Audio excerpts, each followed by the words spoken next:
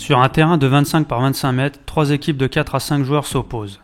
2 équipes sont à l'extérieur du carré en appui contre une équipe qui défend l'intérieur. Les 2 équipes en possession possèdent un joueur à l'intérieur pour la conservation. L'équipe du milieu part avec un capital de 10 points. Elle perd 1 point à chaque fois que les 2 autres équipes parviennent à faire 8 passes consécutives. Les passes entre appuis sont autorisées.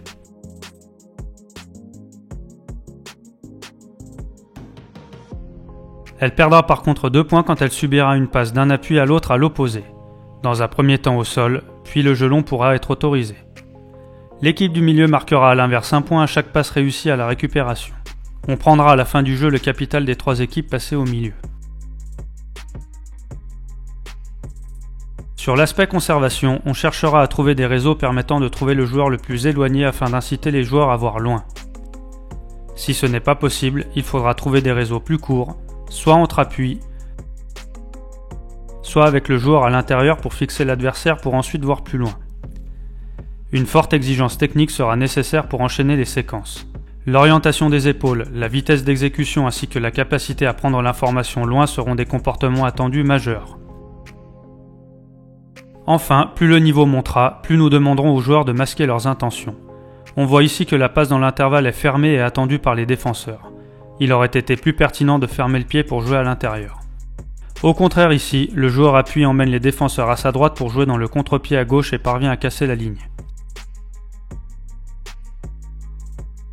Enfin, sur la transition, nous demanderons aux joueurs de se mobiliser rapidement à la perte du ballon. Ici, les 2 équipes en possession ne réagissent pas suffisamment et encaissent 3 passes d'un coup. Sur cette situation, un seul joueur réagit pendant que les autres joueurs sont à l'arrêt, ce qui permet à l'équipe qui défend d'enchaîner. Ce même joueur est encore une fois le seul à se mobiliser clairement ici et sera récompensé en récupérant le ballon. Cette transition est ici bien mieux réussie avec l'ensemble des joueurs qui sont concernés à la perte du ballon et une capacité intéressante à sortir de la densité ensuite.